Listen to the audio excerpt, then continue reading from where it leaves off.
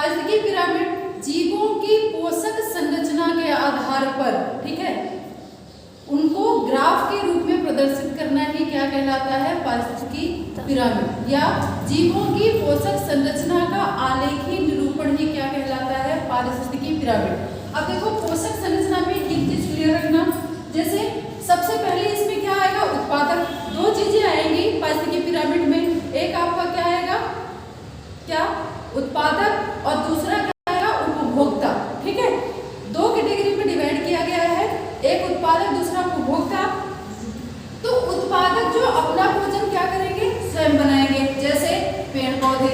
ठीक है, उपभोक्ता में उपभोक्ता को तीन भागों में डिवाइड किया गया है, प्राथमिक, द्वितीयक और तृतीयक। ठीक है, ये दोनों ही मिलकर किसका निर्माण करते हैं, किसी भी पिरामिड का, और ये सारे आपस में क्या होते हैं, संबंधित। जैसे हम हैं और जो घास फूस खाते हैं जानवर, जैसे हिरण हो गया, वो क्या कर, वो किसमें आएगा, प्राथमिक उपभोक्ता में। फिर जो हिरण को खा रहा है वो किसमें आएगा, द्वितीयक उपभोक्ता में, और जो उसको खा रहा है वो किसमें आएगा, तृतीयक उपभोक्ता में। ठीक है, तो अब इसके आधार पर मतलब सीधा सीधा इसकी डेफिनेशन कैसे लिखोगे कि किसी भी परितंत्र में, ठीक है, जीवों के पोषी स्तर का आलेखी निरूपण ही क्या कहलाता है, पारिस्थितिकी पिरामिड। आलेखी निरूपण मतलब इस तरह से, ये जो आलेख बनेंगे ग्राफ के रूप में, ये दो तरह से बनेंगे।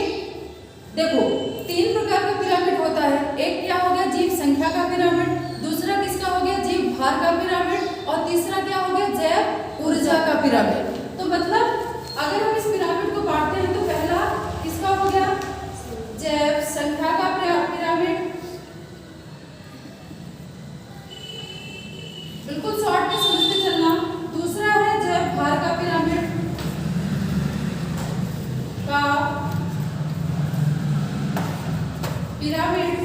तीसरा है जैव ऊर्जा का पिरामिड।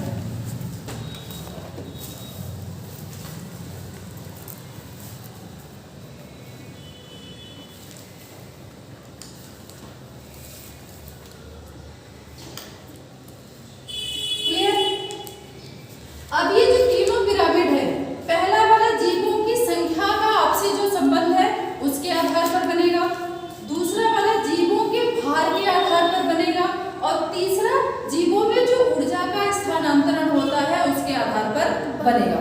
तो ये याद रखना, जो जीव संख्या का पिरामिड बनता है वो सीधा बनता है और उल्टा बनता है। उल्टा मतलब पेड़ सीधा हो जाएगा इस तरह से, एक सीधा बनेगा और एक उल्टा बनेगा, और सब में दो ही चीजें होंगी, कौन सी, पहला उत्पादक और दूसरा उपभोक्ता। ठीक है, तो नीचे वाला इसमें जैसे हम घास का लेते हैं पारिस्थितिकी तंत्र, घास का पिरामिड,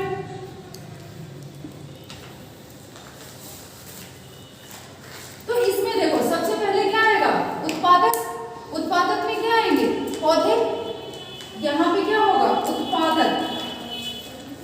ठीक है, उत्पादक में क्या आएंगे, पेड़ पौधे, या फिर उत्पादक में हम घास का ले रहे हैं तो यहाँ पे क्या आएगी, घास। ठीक है, फिर यहाँ पे क्या आएगा, प्राथमिक उपभोक्ता,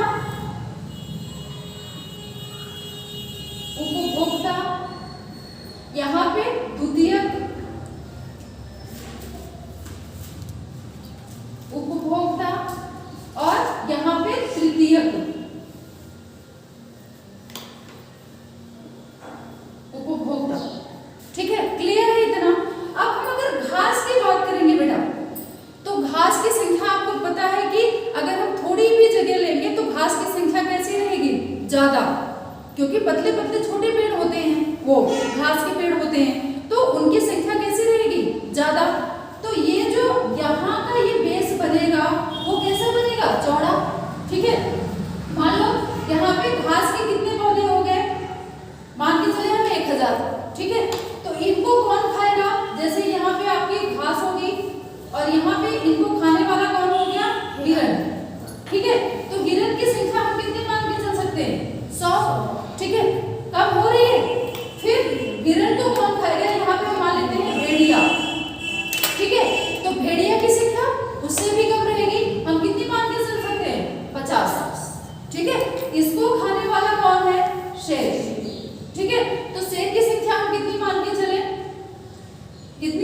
25 या उससे भी कम कितनी मान के चल सकते हैं 10, क्योंकि शेर वैसे भी रेयर ही होते हैं, कम ही पाए जाते हैं। और शेर भी किसमें है आपकी संरक्षित प्रजाति में, क्योंकि वो भी धीरे धीरे क्या हो रहा है विलुप्त हो रहा है।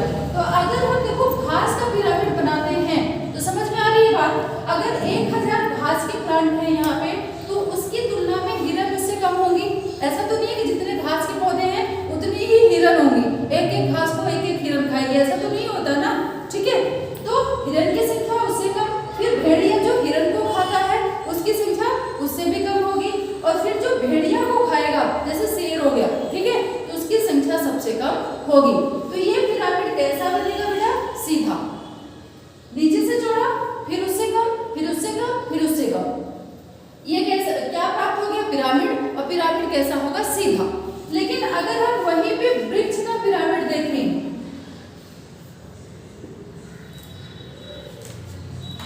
पिरामिड, तो ये भी ऐसे डिवाइड होगा 1 2 3 4, 1 2 3 और 4। ठीक है, तो आप मान लो हम किसी पेड़ की बात करते हैं, ठीक है, तो यहाँ पे जैसे कोई वृक्ष है,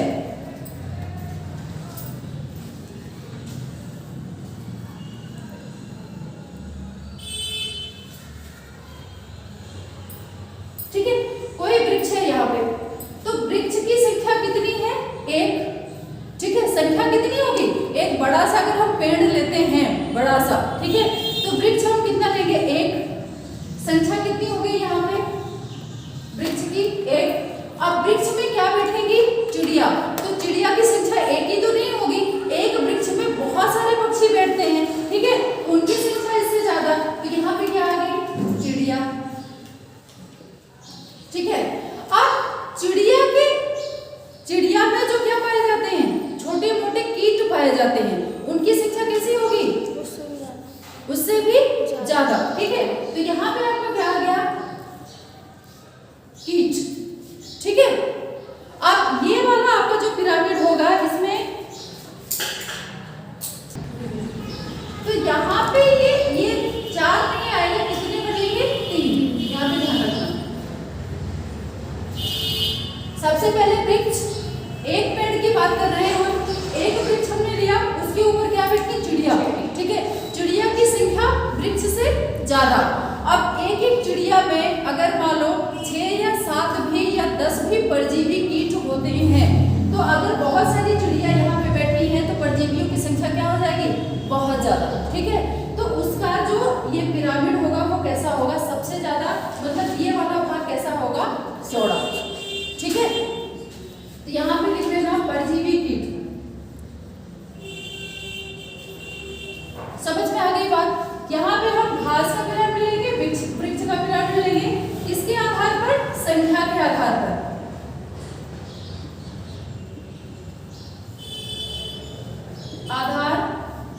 ठीक है, तो यहाँ पे घास की संख्या ज्यादा होगी, उससे कम हिरण की होगी, उससे कम भेड़िया की होगी, उससे कम शेर की होगी, तो ये पिरामिड कैसा बनेगा सीधा।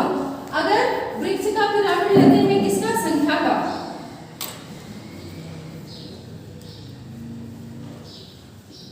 आधार पर। ठीक है, तो हम सिर्फ कितने पेड़ लेंगे, एक पेड़ लेंगे, एक पेड़ में चिड़िया बैठेगी, पेड़ से ज्यादा किसकी संख्या होगी चिड़िया की। ठीक है, फिर चिड़िया से ज्यादा किसकी संख्या होगी, जो चिड़िया के अंदर मतलब उसके परों में, उसके पंख में पाए जाने वाले परजीवी कीट हैं। ठीक है, तो इस प्रकार से ये वाला जो पिरामिड बनेगा वो कैसा बनेगा, उल्टा। समझ में आ गई बात।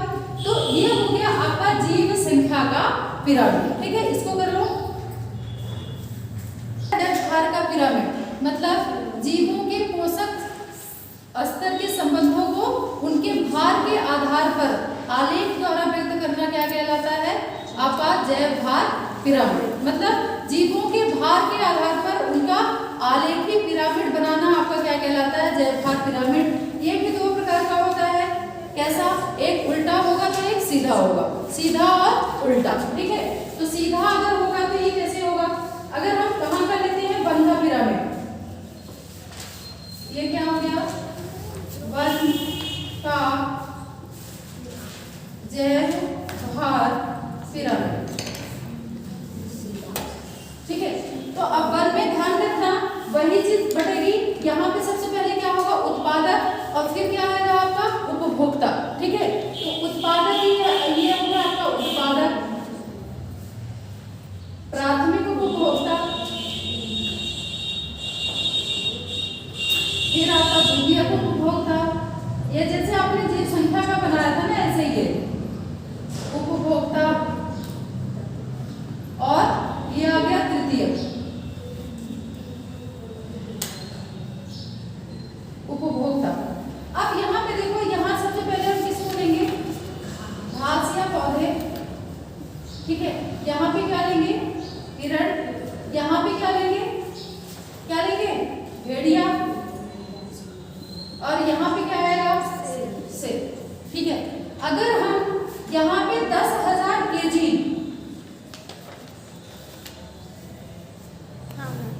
10,000 केजी घास लें, तो घास का भार कैसा होगा, ज्यादा। अगर हम घास को तोड़े कितना, 10,000 केजी, इसका भार ज्यादा होगा।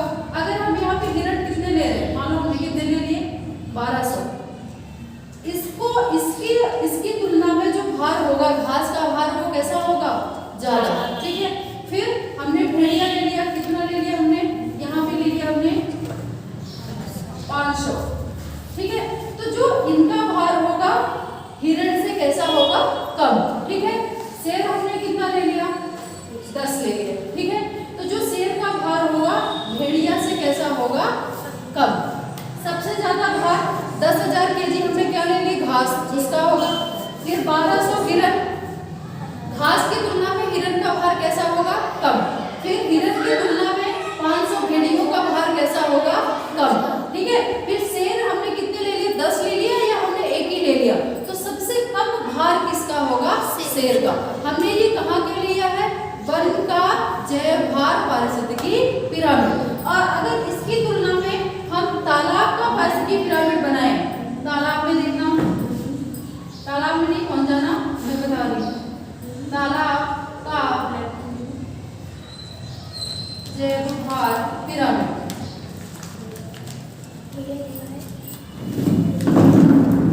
तो अब इसमें देखना, तालाब में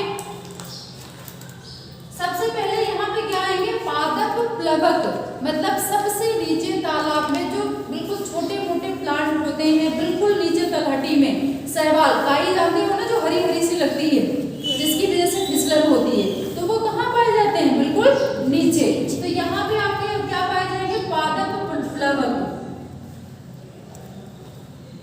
इनकी संख्या कैसी होगी, इनकी संख्या कैसी होगी, कम होगी कि ज्यादा होगी, कम होगी ना, कम होगी। पादप प्लवक की संख्या कैसी होगी, कम। ठीक है, ऐसे बनेगा ये, यहाँ पे बना देना।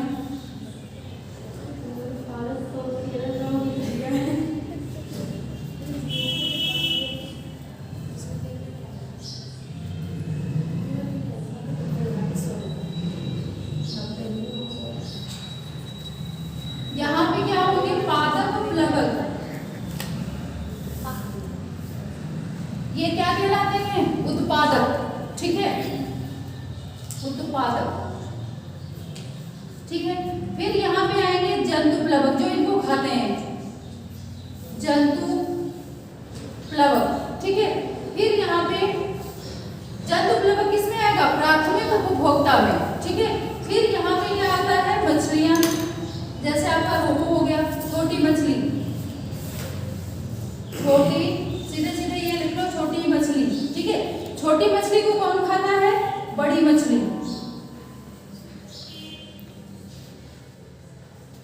अब देखना, ये यहाँ पे संख्या नहीं चल रही है, क्या चल रहा है, भार।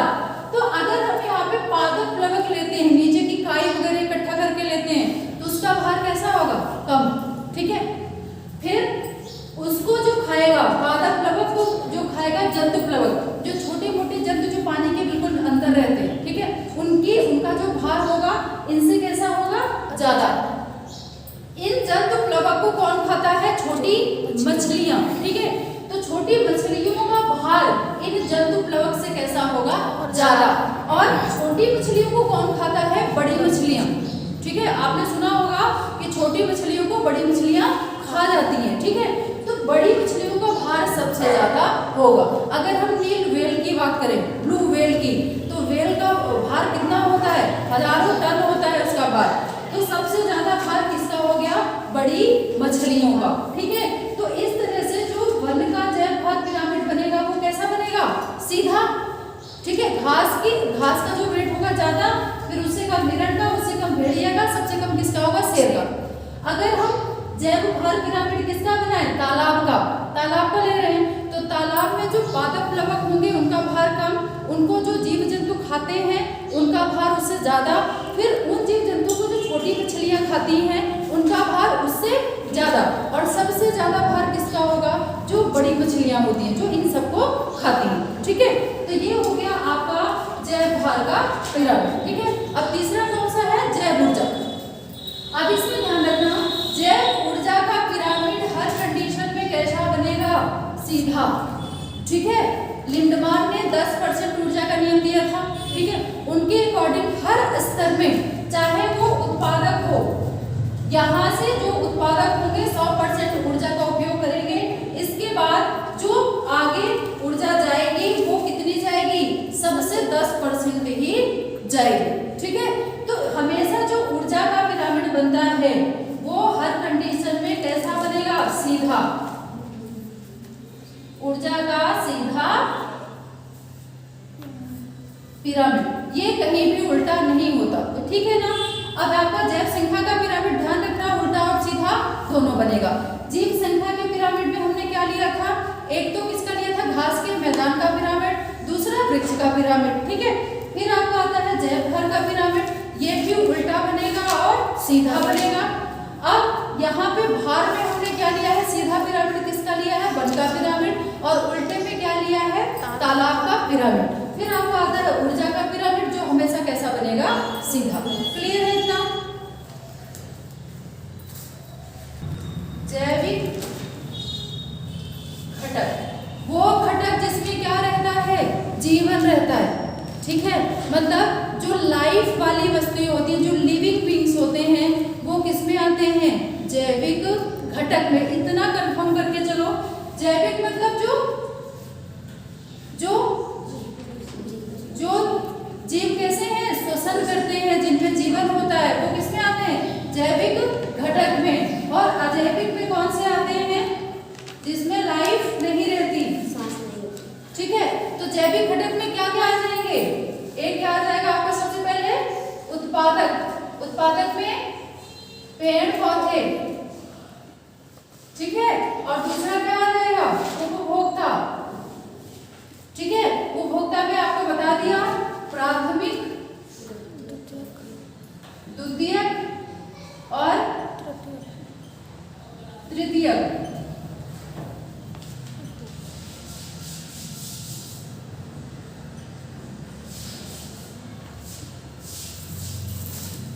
कोई कंफ्यूजन इसमें? आपका अजैविक घटक में ताप, दाब, आर्द्रता, प्रोटीन, विटामिन, कैल्शियम, जो भी हमारे शरीर को जरूरत होती है और जिसमें लाइफ नहीं रहती, वो सारी चीजें किसमें आएंगी?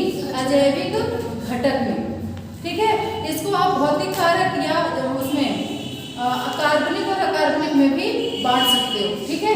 मतलब जिसमें लाइफ नहीं रहती वो अजैविक घटक, और जिसमें लाइफ रहती है वो जैविक घटक। इसको डिटेल में लिखना चाहो तो डिटेल में लिख सकते हो, ठीक है। लेकिन शॉर्ट में इतना याद रखो कि जैविक किसमें आएंगे और अजैविक। जैविक में पूरा आपका प्राथमिक उपभोक्ता, द्वितीयक उपभोक्ता, तृतीयक उपभोक्ता, ये सारे आप घटक, ठीक है, ये सारे आपके किसमें आएंगे? क्या हुआ? ये वाला करवाया था ना, कल करवाया था ना, ये भी करवाया था, ठीक है। तो ये चीजें यहाँ से क्लियर है। खाद्य जाल और खाद्य श्रृंखला। खाद्य जाल क्या होता है? खाद्य श्रृंखला मतलब जीवों की भोजन बंटने की जो सीधी श्रृंखला होती है, मतलब एक ने इसको खाया, एक ने इसको खाया, एक ने इसको, जो सीधी सीधी श्रृंखला होती है। जैसे अब यहाँ पे देखना, खाद्य श्रृंखला, ठीक है।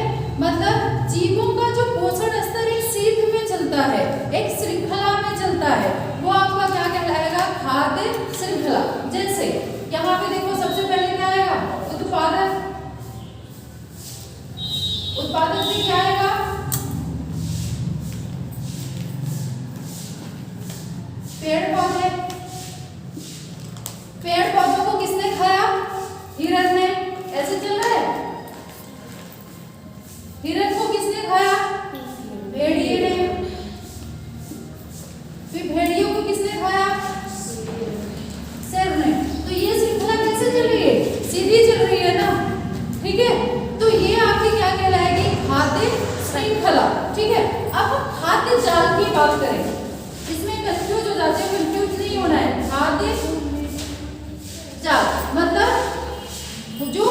भोजन के लिए एक ही जीव पर बहुत सारे अन्य जीव भी डिपेंड हो और एक दूसरे पर निर्भर रह के जाल जैसी संरचना बना रहे हो। जैसे देखो पेड़ पौधों को हिरण भी खाता है और कौन खाता है?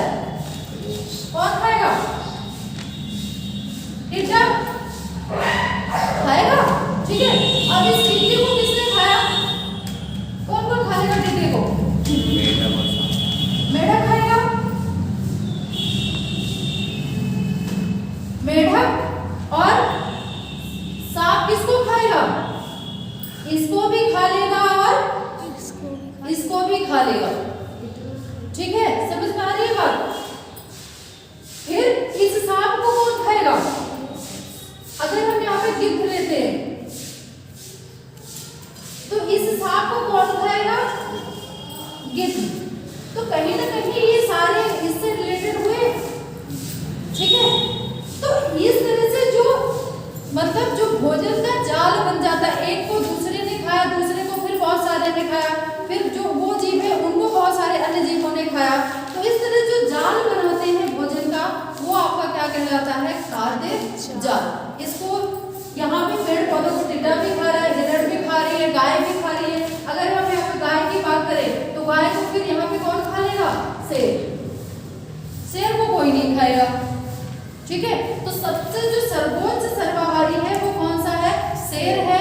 सर्वाहारी नहीं है वो तृतीय उपभोक्ता है। सर्वाहारी में कौन आएगा? आपका मनुष्य, ठीक है। तो यहाँ पे पेड़ पौधे, फिर हिरण, फिर भेड़िया, फिर गिद्ध। अब ये जो शेर है अगर इसकी डेथ होगी तो हाँ एक चीज और है कि इसको गिद्ध भी खा लेगा। जब इसकी डेथ हो जाएगी तो गिद्ध क्या करता है? मरे हुए जीवों का भक्षण करता है, तो ये इसको भी खा लेगा। तो मतलब जहाँ पे भोजन के लिए जीव कई प्रकार से एक दूसरे पे डिपेंड हो, वो आपका क्या कहलाएगा? खाद्य जाल, ठीक है। आपस में निर्भर रहकर एक जाल जैसी संरचना बनाते हो, वो किसमें आ जाएगा? खाद्य जाल, ठीक है।